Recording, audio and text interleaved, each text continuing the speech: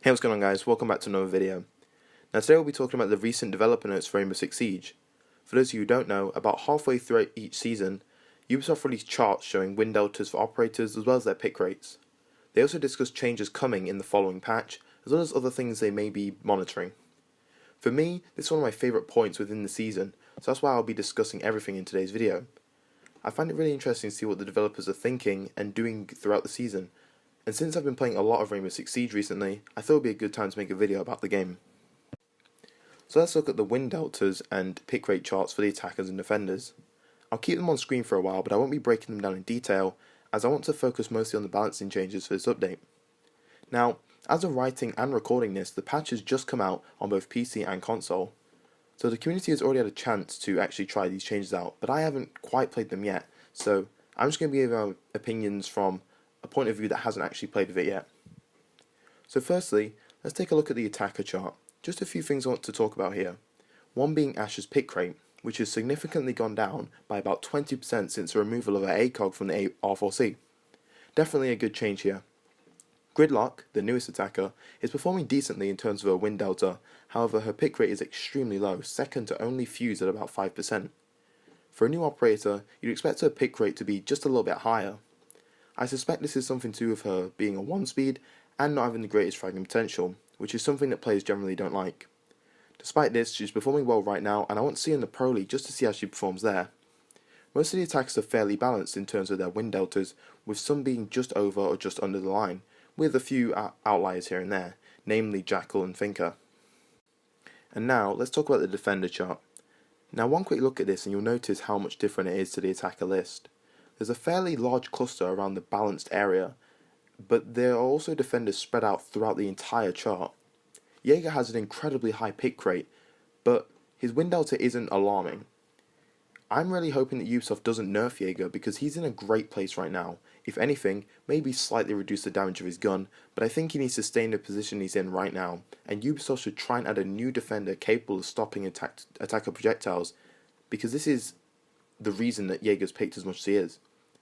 Mozzie is performing near perfectly for a brand new operator. His win rate and pick rate are only very slightly above average, meaning he is viable, he fulfills his role, and people are wanting to play as him, but he's not anything that is an issue, such as, Old Lion.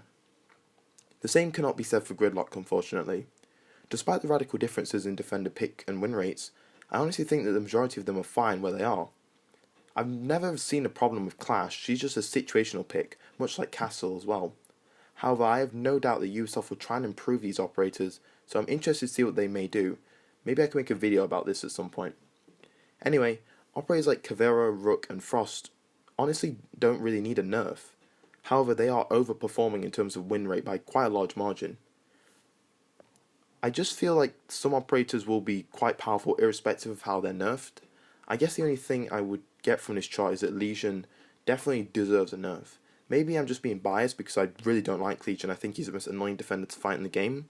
But I feel like his goon mines should be less punishing considering you can't really see them if you're just walking around. Maybe I'm wrong, however. Maybe it's just the bias, like I said. Now next we're going to be talking about the operator balance changes, the bulk of the video. In here we have a full rework, a partial rework, and some smaller buffs and nerfs to operators. We're going to focus on some of the smaller things first and then work our way up. Firstly, IQ will now be able to detect Echo whilst he's using his drone. So when he's using his drone, you'll be able to pull out your scanner and see where Echo is located whilst he's on his gadget that's attached to his arm. This is a minor buff to IQ, I suppose. It's more of a quality of life change, more of a consistency thing, but there's nothing to really say about it. Next is a blitz change. His flash ability will begin a cooldown increase from 2 seconds to 7 seconds. Personally, I think this is a decent change, but I do believe that the issue with Blitz is more to do with his ability to rush you down with minimal counters and get in range to enable that flash to do what it does, not the actual flash itself. Now this does prevent Blitz from chaining together kills by flashing the entire enemy team one after another, and I do feel that Blitz should undergo a small rework with changes to both his gadget and armor/speed to make him a lot more balanced. There are a number of changes that I believe could balance Blitz, so maybe I can make a video about this later down the line, it just all depends, but I do think that Blitz should be taken in a different direction to what Ubisoft are trying to do here. Next is actually quite a large change to Maestro. Maestro is getting a straight nerf, whereas Evil Eyes will now open up when they're disabled by EMP grenades or Twitch shocks. Now I feel that Twitch didn't need anything that could make her stronger, and now she's a really good counter for Maestro, more so than Thatcher is. I don't disagree that Maestro needed a nerf, but I feel like this is the wrong thing to do. If the deactivation only worked for Thatcher's EMP, that would be a little better. Or if Twitch's shock drone couldn't destroy the Evil Eye after disabling it, because this means that Twitch can take out both Evil Eyes with 4 shocks, which, yeah, it's a lot of her utility, but you don't usually need all 10 of your shocks throughout the round. You generally need to prioritize things like mirror windows, maybe an ADS, and maybe like an LMI or something. But I don't think that Twitch should be able to do as much as she can do. The devs did say that they want a lesser reliance on the soft breach utility to deal with Maestro, which I do agree with, but they also said that they want Maestro players to be a bit more conservative with their Evil Eye placements, such as placing the Evil Eyes in safer locations within the objective, as opposed to outside the objective to zap thermite charges and things. Honestly, this is a change that I'll have to see in action to figure out if it's actually good or not. It's probably for the best, but my natural bias as a Maestro player steers me away from this decision because I do like to play as Maestro. The next change is another minor one, this time to Kaid. His TCS G12, which is his shotgun DMR hybrid primary weapon, will be receiving a nerf in its overall ammo capacity, going from 61 total rounds to 51 total rounds. The developers wanted Kaid to be a bit more thoughtful in his use of the shotgun in deciding between utility and gunfights. His submachine gun, the Orge 3, will be receiving a flat damage buff, going from 27 damage per shot to 33 damage per shot. I'm very happy with this change. I believe that Ubisoft made Kaid's SMG so bad because they wanted to make the shotgun the star weapon. However, this change makes both weapons viable in their own regards. It never made sense to me that the Orge 3 did such low damage for such a low fire rate weapon. A great change to one of my favourite operators at the moment. The next change is a little bit of a rework to one of my favourite operators, Ying. The grenade cooking on Ying's Candelas has been reversed. This means that the longer you hold the Candela, the sooner it will detonate upon being thrown, which is the opposite of what it used to do. This is to allow it to remain more consistent with frag grenades, and it can also be seen as a buff in a way, as it wastes less time if you're wanting to roll the Candelas, because previously you would hold it for a few seconds, then you'd roll it out, and that'll take a few seconds to detonate. Now you hold it for a few seconds, throw it, and it will explode instantly, so it is a little bit different in that regard. It is going to be taking some getting used to, but I think in that way it is a buff, as it wastes less time. But it is overall a nerf to Ying, as she cannot spam the objective as efficiently as she could before by just throwing out Candelas at every doorway and just, they pop off straight away and she can plant the diffuser really easily. So it does eliminate that thoughtless rush potential she previously had. A great change. Next change is a bit of a rework to one of my favourite operators, Ying. The grenade cooking on Ying's Candelas will be reversed. This means that the longer you hold the Candela, the sooner it will detonate upon being thrown. This is to allow it to remain more consistent with frag grenades, and can also be seen as a buff in some ways, as it wastes less time if you want to actually roll the Candela into an objective. However, this is an overall nerf to Ying, as she cannot spam the objective as efficiently as she could previously, and it also eliminates the thoughtless rush potential that her gadget could provide. A great change that keeps Ying a viable disruption operator, whilst ensuring that Ying players should plan their attacks more tactically to get the most out of her Candelas, which is one of my favourite aspects of Ying, which is planning out an attack and actually executing. I'm very, very happy about this change, really can't wait to try it out. Next, a nerf to Nomad, well deserved. Nomad's air jabs will be getting a unique idle sound effect when they've been deployed. This is to allow defenders to work around the air jabs if they hear it, but still punishes defenders who aren't being careful about the air jabs, potentially being on the other side of a window or door. Definitely another change which I'll have to see in action to figure out if it's actually good or not, but it definitely sounds like a step in the right direction as of right now. And she also has gotten her Claymore replaced with stun grenades. This is because she bought too much utility in terms of anti-aggression. She already has the 3 air jabs, and having a Claymore on top of that just sounded a bit too extreme. Again, a good change, and I really enjoyed using Nomad back when she did have her stun grenades for a brief period of time, so I'm actually glad that they're back. The final 2 changes here are considered the gadget reworks of this patch. Firstly is Capital. The damage per tick of his bolts, his asphyxiating bolts, has been reduced from 19 to 12.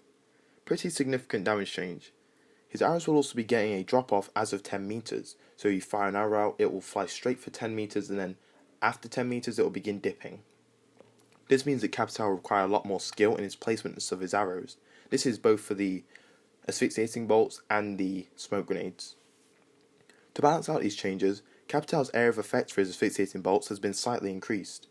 When Capital deploys a firebolt, we'll call it from now on, it takes 2 seconds before going to its maximum size, so his firebolts are better than ever for area denial and still have the potential to kill a target if they get caught in the bigger area of effect. Probably overall a buff here, but again, it's another one of these changes that I'm just going to have to see in action. I'm going to have to try out myself to really see if Capital's been improved, but it definitely sounds like this is an improvement overall. The final balance change is a gadget rework to Lion for his EE1D. It's been over a year, but Lion is finally receiving the rework as intended from so long ago. Let's go through the individual changes and then discuss them all together, factoring in my own opinions and the developer notes. Lion's scan will no longer outline the enemy, but instead ping them for a period of time. The ability warning has been reduced from 3 seconds to 1.5 seconds. The scanning duration has been reduced from 4 seconds to 2 seconds. The ability cooldown has been reduced from 27 seconds to 15 seconds, and Lion has access to 3 scans instead of 2 throughout the round. The developers outline that these changes are aimed at reducing Lion's oppressive nature while still making him viable as an intel gatherer. And now, that's something that's quite interesting because I believe that Lion originally was designed to be an intel gathering operator, but he actually turns out to be more of a crowd control operator because you can use your drone for the intel, and then you can just stop everyone still and get free kills pretty much. Now, whilst this is overall a nerf, there are some ways that he's been buffed, and I do feel like in a way that he's been buffed a little bit too much in some of these areas. Another thing that I'll have to wait and see though. Because of the reduction in the scanning period, Lion will require better team execution in pushing an enemy, as there's less room for error in a 2-second window instead of a previous 4-second window. Also, the change from the scan outline to a standard ping, much like Alibi, means a lot more than you may think.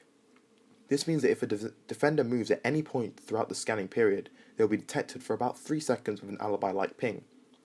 The overall time in which Lion asserts his presence has been reduced, however he can still use his gadget more often within a shorter window of time, with an extra use there available. This gives Lion a level of versatility with his gadget and still rewards high execution teamwork. However, he doesn't freeze frame the defending team for 4 to 7 seconds.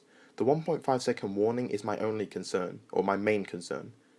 If you're roaming, you'll need to stand still right where you are to avoid the scan, rather than having time to hide first. Despite this, the outline change can compensate for this, so once again, another change I'll have to see in action.